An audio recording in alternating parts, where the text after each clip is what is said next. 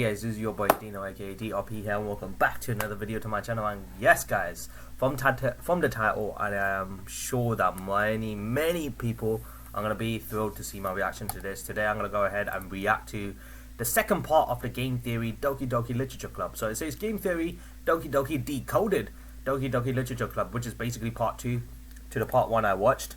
Now part 1 was done a while ago actually, and the reason why I did not react to part 2 was when I released part 1, I ended up getting a copyright claim on it, and well, the video wasn't taken down and I didn't receive a strike, but my video was demonetized, which was fine, you know. I don't really worry about it, you know. If it's demonetized, then it is what it is by the game theorist channel, so you know, that's fine with me, as long, you know. But then I started to get worried that if I was to make another video, it could be taken down, or I'm gonna end up receiving a strike. And if that was the case, then I'm gonna try everything in my power to make sure that doesn't happen. You know, I don't want a strike because it's gonna make things so damn difficult. So that's why I was avoiding myself to do this video all this time. But I guess I'll go ahead and do this video after all. What I'm gonna do is, once I release this video, I am not gonna monetize it. I'm gonna keep it as demonetized.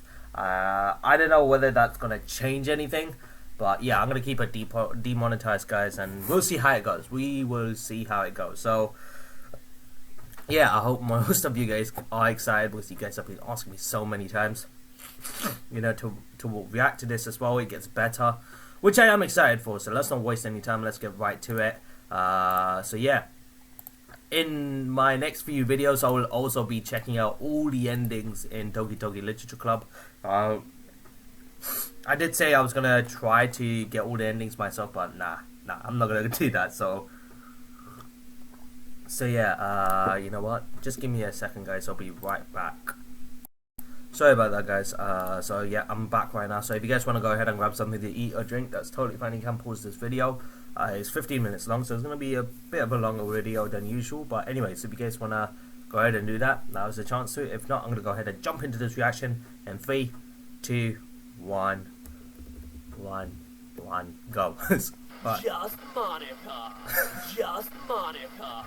Just okay, let me just see if everything's going right first of all before my laptop starts spazzing out saying Monica. Yeah, I've got my tea and biscuits if you're okay with that, guys. Monica. Just Monica. Just Monica. Just Monica. Just Monica. Just Monica. So last time we began covering the creepy hidden mystery of... You should not have deleted me, Monica. I am still here, and it still won't migrate. Oh, damn. Okay. Hello, Internet! Welcome to Game Theory, and my apologies for any technical difficulties we may be having during this series. So in part 1 of this theory, we start to unearth a horror game hidden underneath the cute facade that is Doki Doki Literature Club. Yep. We found a letter hidden in plain sight alluding to human experiments and cults, all topics that appear in Yuri's book, The Portrait of Markov, a book that just so happens to have a mysterious eye on the cover. This all led me to concoct a theory that the 4 girls from the club are actually characters from another game. A horror game, in fact, being produced by Team Salvato, and that this is the reason that Monica turned sentient in Doki Doki. Wow. AI isn't meant to be contained in a mere visual novel game. But today is where things really start to go off the rails as we dive deeper into the Portrait of Markov mystery and cover the game within this game that's itself hiding a third game. A third game? And by the way, if you thought Monica was bad, well then, you should start getting really scared of Yuri. Oh, I was scared of Yuri. The character Guys, I was scared of Yuri when I was playing it, alright, the second time around, so there's that, you know. I get the warning, but I'm pretty sure I'm scared of Yuri as well. game's directory play a huge role in the plot. Monica manipulates and deletes them one by one in her quest to make you love her, and ultimately you have to delete Monica's file in order to reach the game's true ending. But there's more in these files than just character information. Each of them is a puzzle in and of themselves, left in the game to be solved by the fans. And two fans of DDLC in particular stepped up to the challenge. Reddit users MitHost and WarChamp7 dug deep into these files and uncovered their secrets, posting their findings to the R Visual Novels subreddit. And the lore bits they uncovered broke the Portrait of Markov mystery wide open. What? The character files on your computer start as .chr files, which isn't a real file format that programs can recognize. But that doesn't mean you can't open them. If you use a text editor like Notepad, you can absolutely see what's inside, and that's exactly what they did, with the text inside each file giving them clues as to what they should be doing next. Yuri, something about this visual novel makes me go through puberty. Yuri's file was the easiest to crack. It started as a bunch of random letters and numbers, but that pile of letter vomit was actually text encoded in base 64. It's an encoding technique that converts binary data into text, specifically ASCII text, the same stuff that Bob built his army using a few years ago on YouTube. That may sound like it's really hard to decode, but all you have to do is copy it and paste it into a base 64 decoder, like this one right here. Wow. When you decrypt Yuri's file, you'll see that it's actually a short story. What? Creepypasta which the game's director Dan Salvato confirmed that he wrote over 2 years ago and just stuck in the game as an Easter egg. It's a spooky story to be sure, but it seems to be just that, an Easter egg, a red herring. It is nothing compared to everything else hidden in these other character files. The Suki's file came next, which, when opened in a text editor, gave the clue that this should be opened as a PNG file. Changing the extension resulted in this odd discolored image. But for anyone who's had some experience playing around with Photoshop, this color scheme may remind you of what happens when you invert the colors on a picture. It produces those signature blues and grays. So Guys, I'm getting nervous again. I'm getting as nervous as I was when I was playing Doki Doki Literature Club, guys. I'm getting really nervous now. Just give me a second. If you guys have seen my live streams on this game, I was really nervous at a point. Like, I'm really scared and nervous to play this game. So that's what I'm feeling right now. Alright, let's just get right to it. So reversing that inversion, the picture suddenly starts to look like a real picture. And not just any sort of picture, a face. Rotate the image and wrap that texture around a 3D cone, then look at the cone from above, and it turns into an image of a mysterious blonde woman with whited out eyes. Wow! It doesn't resemble any of the other characters in the game, or anyone talked about by him. So perhaps then she's a character from the other game being developed by Team Salvato. Maybe it's Alyssa, the girl suffering the strange illness that we heard mentioned in the letter found in the last episode. Monica's character file, when converted into a PNG, turns out My brain's to be an image exploding. of a ring with a square of black and white static in the middle. But that's not just any static, it's a QR code, was what I initially thought, but nope, it's actually way more complicated than that. And huge compliments to the guys on Reddit for solving this one. It's actually binary. Computer language is a bunch of ones and zeros, where one number is represented by the color black, and the other number is represented by the color white. So what MidHost did was to take those black and white pixels and convert them line by line into strings of binary. Then convert that binary sequence into alphanumeric text using an online converter, which resulted in yet another pile of letters and numbers. But these should be starting to look a bit more familiar, right? It's more base 64 code, which, when converted, reveals a note that really starts to bring all this together. Can you hear me? Who are you? I can't see you, but I know you're there. Yeah, you can definitely hear me. You've been watching for a while now, right? I guess I should introduce myself or something. My name is... Actually, that's stupid. You obviously already know my name. Sorry. Anyway, I'm guessing if you were able to put a stop to this, you would have done it by now. Did they actually get the voice actress for Monica for this video? Are you serious? Because that is Monica's voice, right? Well, at the end we got to hear her voice in the game. Is that her voice that they managed to get? Anyways, wow. The way these guys have decoded everything that's on the character files and how they decipher the code and how they come up with these ideas, like, hats off to you guys. Hats off to you guys and to the two guys in the Reddit, you know, decoding this game as a whole. It's crazy, especially that picture where they put it as a cone and it became as one girl, and that's the girl that could be in the second game called Alyssa. the way they linked it was amazing. Out of this world, guys. Hats off to you. I just wanted to say that. I know you're not like evil or anything, because you've already helped me so much. I really should thank you for that, for everything you've done. You're really like a friend to me, so thank you so much. I think more than anything else, I really don't want it all to be for nothing. Everyone else is dead. Maybe you already know that. I'm sure you do, actually, but it doesn't have to be that way, right? Well, there's a lot of stuff I don't understand. I don't even know if it's possible for me to understand it, but I know that this isn't my only story. I can see that now, really clearly, and I think everyone else has had that same kind of experience. What? Some kind of deja vu. It's the third eye, right? Anyway, I could be totally wrong about this, but I really think you might be able to do something. I think you might be able to go back, or however you want to put it, to go back and tell them what's going to happen. If they know ahead of time, then they should be able to avoid it. They should. If they remember their time with me in the other worlds, they should remember what I tell them. Yeah, I really think this might be possible, but it's up to you. I'm sorry for always being so, never mind. I know that's wrong. This is my story. It's time to be an epic hero. Both of us. 2018! Wow, that is a lot to unpack, so let's get to it. 2018. It's 2018 now. Wow! That's what it said in when they deciphered the code, the binary 64 code, and that's what came up. My God, game theorists, you guys are amazing. This was written by Monica, as evidenced by the "you've been watching me for a while now, and you already know my name." Wow. It also seems to be written after Doki Doki's true ending. Yeah, it seems to be this conversation seems to be taking place after we finished the game. At least that's how she was talking to us. Game. Notice how she comments that there's something you as a player can't stop, something that's killed everyone else, which is why she destroyed the game in the first place. But now come the bizarre parts. She says that she's experienced some sort of deja vu and that this isn't her only story. Yes. Supporting the idea that she's coming from somewhere else, perhaps, once again, a different game. And it's not just her either, it's all four of them. My Quote, God. everyone else has had the same kind of experience. What's most exciting though is her suggesting that perhaps we as the player can, quote, go back and tell them what's going to happen. Go back in if time. they know ahead of time, they should be able to avoid it. Meaning that we're going to be tasked with trying to jog their memories. Or that in this new game there'll be some sort of Easter egg calling back to the events of Doki Doki. Doki Doki. Quote, if they remember their time with me in other worlds. Other worlds, like other games that these characters have been used in. That's maybe crazy. we can do something in these other games to warn the girls and prevent Doki Doki from ever happening in the first place. And the conclusion is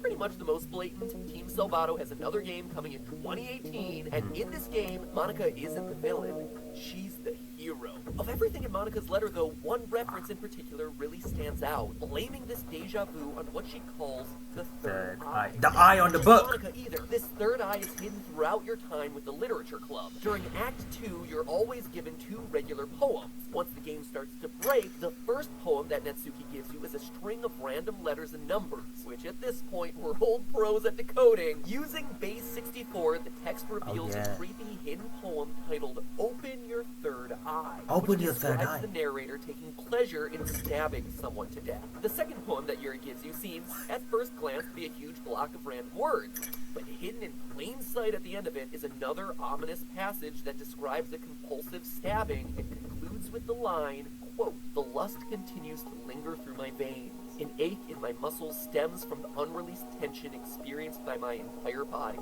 Her third eye. Third eye again. Closer. That's 3 characters now who've brought up this third eye. Yeah. The same eye that happens to be described on the cover of the portrait of Markov. And remember what Yuri said about the plot of the book last episode. All the people trapped in the human experiments at the religious camp have this trait that turns them into killing machines that lust for blood. Wow. That trait is undeniably the third eye. All of this points to Team Salvato's new game being about human experimentation, researching a psychic phenomenon that invokes uncontrollable bloodlust in the people exposed to it. Which Guys, I'm sorry I'm not saying much right now, because this is just...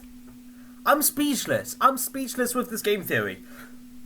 Like, I know it took me a while to watch it, but I hope you guys understand why. But wow!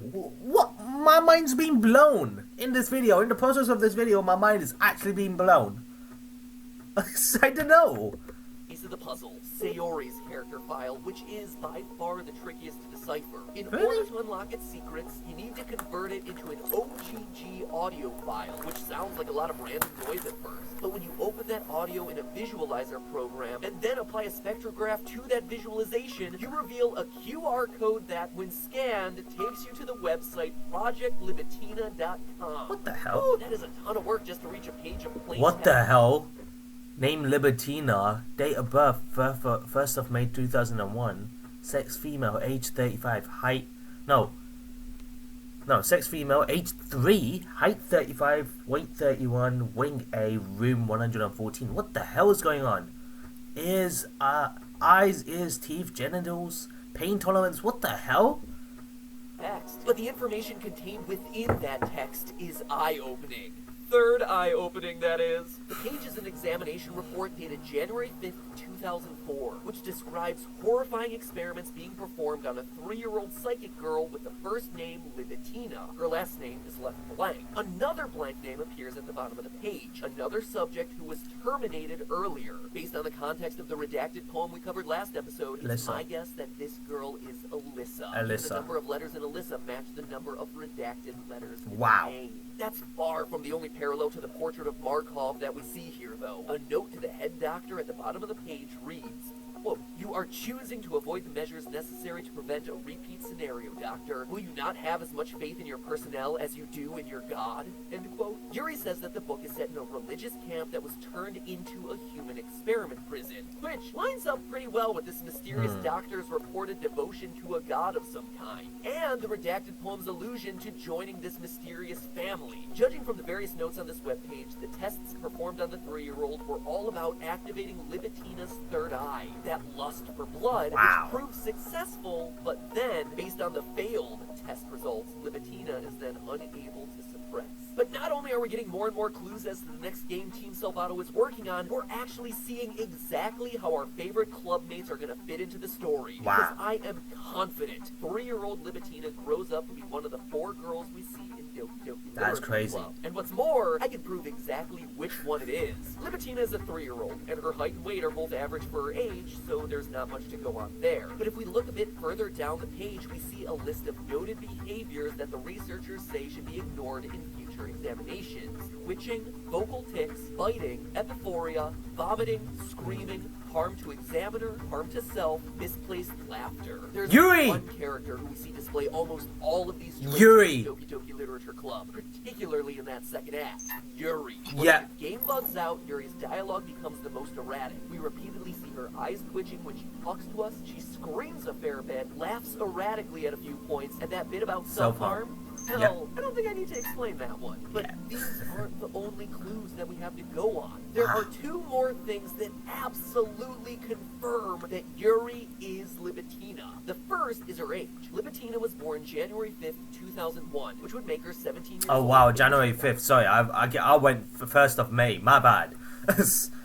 2018, the year that Project Libitina is set to release. As the only member of the literature club in senior year, Yuri is the only one of the girls in the right age range to be Libitina. But there's also one more piece of crucial evidence that absolutely clinches this theory. And the evidence isn't found in the game itself, or even in its data, or a random hidden webpage, but rather in the Doki Doki Literature Club merchandise store. What? Yeah! This guy is hiding clues in more places than Scott Coffin. Team Salvato might not be Merchandise. offering much in terms of merch items, but the few items that are present reveal some very interesting details. What? So let's look at the posters. 4 of them are simply CG of each girl taken straight from the game. Okay. Nothing too exciting there. Another 4 are creepy original artwork featuring iconic quotes from the characters. Oh. In all of these, there's this running motif of the girls being tied up in a red string. Even Monica has a bow wrapped around her, but Yuri doesn't seem to possess these strings. In fact, all of the red strings seem to be emerging from her heart, from this flower, whatever this is, ensnaring all the other girls. An allusion to Libitina's psychic influence over everyone else. Are you And if that mad? doesn't convince you, there are 2 more posters for sale featuring original artwork. One of these is a surprisingly cute picture of Monica handing you the song she sings you at the end of the game. It's cute. Very cute. The last poster, called Yuri Unhinged, is a bit different. And when I say a bit different, I mean completely different from anything else in the game Oh. or on the site. It's Uh-oh. just a quiet bookworm Yuri sitting in the classroom at sunset, Third eye. toying with a knife. For someone unhinged, her posture seems oddly relaxed, even confident. In fact, it's the most confident we've ever seen her. Like she's in full control of the situation. And behind her, we see all sorts of ominous text scrawled on the blackboard. To her right, we see a poster. A The third poster eye. with a big old Illuminati Oh my confirmed God. eye in the middle and the words "Help me" scribbled along My the head's top. going wild This now. is the third eye, Yuri's third eye, and this is the only artwork where we see it depicted. Illuminati confirmed, Yuri as Libitina confirmed. Doki Doki Literature Club isn't just a free game made to promote Team Salvato's upcoming horror title, it's a part of Project Libitina. Monica is the upcoming game's protagonist, while Yuri is the monster at the center of the story, Libitina herself. This is why Yuri was so attached to the Portrait of Markov story. It is her story, and the disconnect from being put in Wow. the wrong game is the reason that Monica becomes self-aware. But hey, that's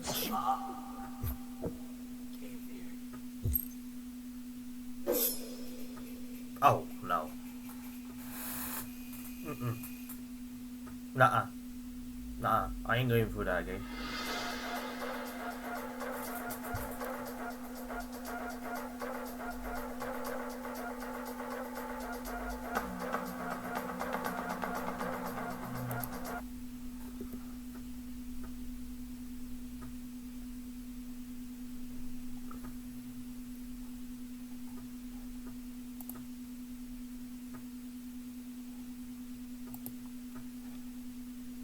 What the fuck just happened? What the fuck did I just watch now? Like, this was probably one of the scariest game theories I've ever watched in my life.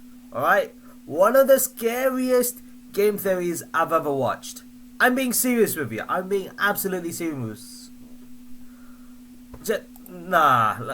Game theorist, you guys smashed it in the second part. Like, the first part was pretty damn good, but the second part absolutely blown the first part away when it came to your ability to decipher the code, to go deeper into the character files, the game files, and what everything meant. And the way they were going so deep into the game, they basically, yeah, like they said, they basically decoded the entire game. It was crazy. I am speechless, guys. I am absolutely speechless. This is gonna be stuck in my mind now. Like, Team Salvado making a new game, and the fact that these guys have deciphered it to the point where we have a pretty good idea what the game could be. Yo, I am so done. Oh my god, I'm so damn done. So on that note, I'm gonna just go ahead and end the video right here, guys, because I don't know what else to say. So thank you so much for watching my reaction to, you know, the game theorist video being Game Theory, Doki Doki Decoded, Doki Doki Literature Club. Hope you guys really enjoyed it. If you guys did enjoy this video, well, then smash that like button, comment and share all those good things here to see more content of me doing more reactions like this. However, if you guys are new to the channel, consider hitting that subscribe button and join the DLP guild today so you won't miss a single video from my channel, guys. Whether it's gaming videos, whether it's reaction videos, or whether it's live streams. So as always, guys, this is your boy Dino signing out, and have a nice day, stay awesome, and I'll see you in the next video, guys. Until then, peace.